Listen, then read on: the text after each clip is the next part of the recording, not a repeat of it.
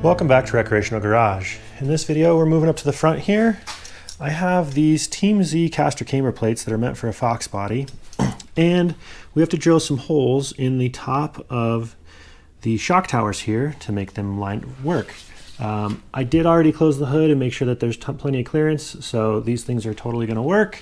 We just got to drill some holes and make them work. So that's where we're going to start. And then if there's time, we'll move on to trying to fix that big hole in the firewall, trying to figure all that out. Anyway, let's get to it and see what we can get done.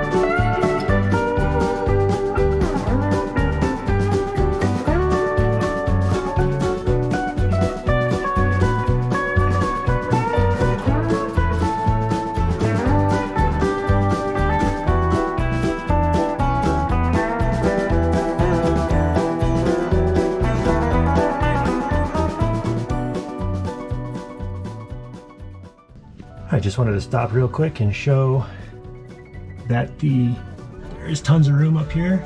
I can almost ball my fists up above it with the hood closed.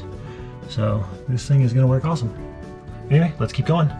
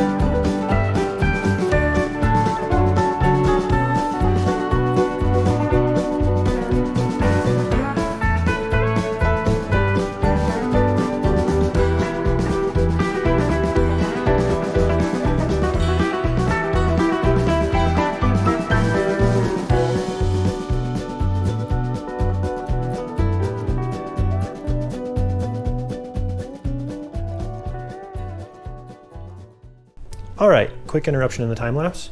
We do have both Team Z caster camber plates all installed now. Everything's gonna have to come back off to be painted, but I wanna make sure everything fits first and looks good before we do that. Make sure there's no more welding and drilling and stuff to do. So I forgot in the intro to mention that I got some AJE A-arms here that should bolt basically right up. I'm gonna have to hammer these tabs just a little bit. They don't quite line up.